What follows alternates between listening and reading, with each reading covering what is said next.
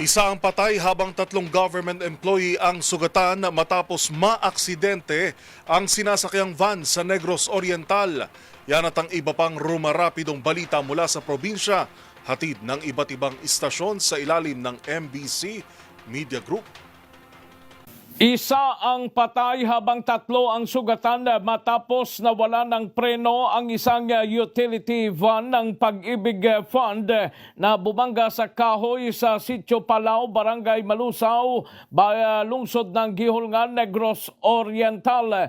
Ang biktima kinilala na si alias Chude, 40 anyos, Assistant Department Manager ng Pag-ibig Ayala Branch sa Cebu, residente ng Talisay City, Cebu.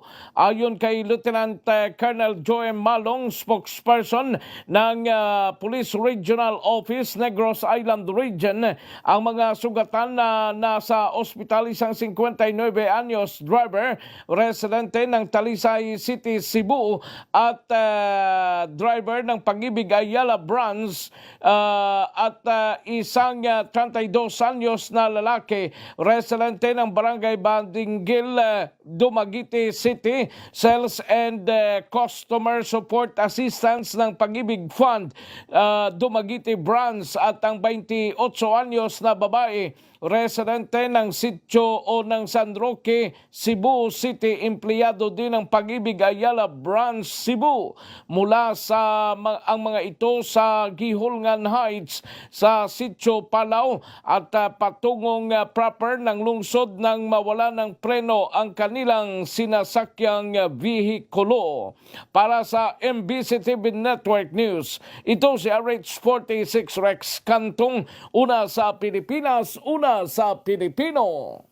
Dead on arrival ng isugod sa St. Michael Hospital sa bayan ng Urion ang isang senior citizen na kapatid umano ng isang doktor nang pagbabarilin ito ng di kilalang sospek sa tapat ng isang convenience store sa kaba ng National Road sa Barangay Santo Domingo, Urion, Batan, alas 6:40 kaninang umaga. Batay sa initial report ng PNP, lula ng kanyang single motor ang biktima at angkas naman nito sa motorsiklo ang kanyang asawa nang dikitan ito ng isang Toyota Vios at pagbabarili ng mga sakay ng nasabing kotse. Ligtas namang iniulat ang asawa ng biktima. Matapos isagawa ang krimen, agad na tumakas ang mga sospek na ngayon ay tinutugis na ng mga otoridad. Ang pangyayari ng pamamaril ay nakuna ng CCTV at naplakahan ang kotse na ginamit sa pagtakas. Inaalam pa ngayon ang motibo sa pamamaril at sino ang mga sospek sa nasabing krimen sa pamamaril sa biktima na nakilalang si Michael Baluyot. Para sa MBC TV Network News, RH37, Danny Kumilang, una sa Pilipinas, una sa Pilipino. Sa nagpapatuloy na mas pinaigting na opensiba ng 38 IB ng 601st Brigade laban sa mga armadong grupo sa Maguindanao del Sur, 2 high-powered firearms ang napasakamay ng government forces sa engkwentro kontra miyembro ng Dawla Islamiyah Hasan Group. Ayon sa 601st Brigade, nagsanib pwersa na ang Dawla Islamiyah Hasan Group, BIFF at Panenikelan Group na itinuturong responsable umano sa serye ng pagpapasabog, panghaharas at pananambang sa kapulisan at kasundaluhan sa iba't ibang panig sa probinsya ng Maguindanao del Sur. Nitong Huwebes ang umaga, July 23, 2026, nakaengkwentro ng tropa ni 38 IB Commanding Officer Lieutenant Colonel Erwin Filonco ang nasabing nagsanib pwersang armed group sa bahagi ng barangay Inaladan, Sharif Saidona Mustafa at nagkabarilan bago umatras ng armed group at naiwanan ng ilang tauhan nito ang isang Garand rifle at isang M16 rifle at mga bala. Sa pahayag mula kay 601st Brigade Commander Brigadier General Edgar Catu, hindi umano sila titigil hanggat hindi tuluyang nawawakasan ng banta ng terorismo sa kanilang area of concern.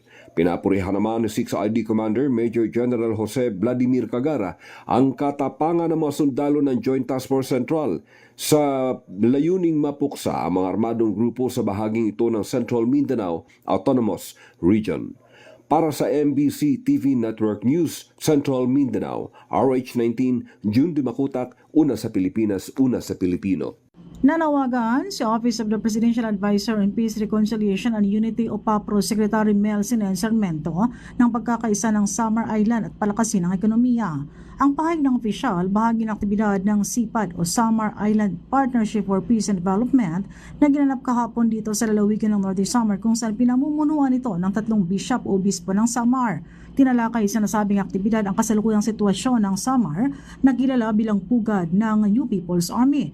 Bagamat kukunti na lamang ang NPA sa Samar, iminungkahi na patuloy na palakasin ang pagbibigay serbisyo ng matigil ng insurgency at magkaroon na ng lasting peace. Si Secretary Sarmiento ang guest speaker kahapon at kanyang tinalakay ang kahalagahan ng peace at pagkakaisa para sa isang development. Aniya, tanging development, ekonomiya at pagkakaisa ang solusyon. Nagpaabot ng pagpapasalamat ng opisyal sa 3 bishop o bispo ng Samar na nagkaroon ng inisyatibo upang matalakay ang pagbibigay prioridad sa Samar Island. Naging sentro ng pagpupulong kahapon sa aktibidad ang peace initiatives sa Samar Island. Kaugnay nito naniniwala si Secretary Sarmiento na panahon ng itigil ang pamumulitika, ang awayan, aniya hindi itong solusyon sa iniindang gutom ng mga mahihirap. Walang conflict. I salute our bishops. I salute SIPAD for taking the initiative. I salute all our local officials. I salute our security cluster. I salute all the stakeholders. Please read Article 2 of the Constitution, Section 9. The most important thing for us to do, as prescribed in the Constitution, Article 2, Section 9, is to free the people from poverty. Salamat. Mula sa MBC TV Network News, RH34 Jane Galit Bantayan ng DZRH. Una sa Pilipinas, una sa Pilipino. Nasa kustodiya ngayon ng Anda Police Station ng isang 54 anyos na lalaki may asawa magsasaka na tubong Benito Sulubin Isabela na kasalukuyang naninirahan sa bayan ng Anda matapos itong masakote sa kanyang pinagtataguan. Batay sa ulat ni Anda, Chief of Police Major Regine Cabico na aresto ng kanyang mga tauhan sa tracker team ang suspect sa bisa ng warrant of arrest na pinalabas ng Regional Trial Court First Judicial Region, Trans 54 Alaminos City, Pangasinan na may petsang December 20, 2012 para sa kasong rape in relation to Republic Act 7610 with criminal case number 6025-A with no bail bond recommended. Sa ngayon ay nasa kustodiya ng Anda PNP ang akusado at pag naglabas ng commitment order ang husgado, ililipat ng suspect sa BGNP.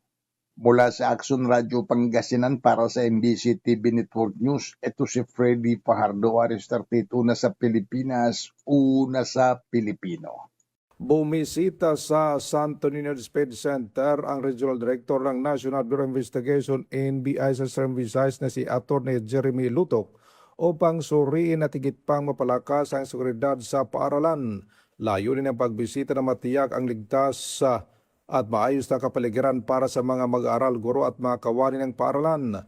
Mainit na sinalubong si Atty. Lutok ni School Principal Lorena Bonifacio kasamang mga guro at miyembro ng faculty ng Santo Niño Sped Center. Sa kanyang minsay, binigyan din ni Lutok ang kalagaan ng patuloy na pagtutulungan ng mga paaralan at mga ahensya ng pamahalaan sa pagpapanatili ng kaligtasan ng mga bata at ng buong komunidad ng paaralan. Nagpasalamat naman ang pamuno ng Santo Niño Sped Center sa suporta at gabay ng NBI at sinasabing malaking tulong ang mga hakbang na ito sa pagpapatibay ng seguridad at kapakanan ng lahat sa loob ng paaralan.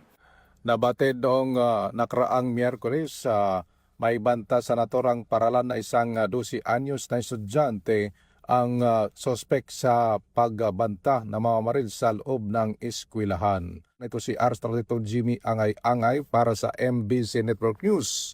Una sa Pilipinas, una sa Pilipino.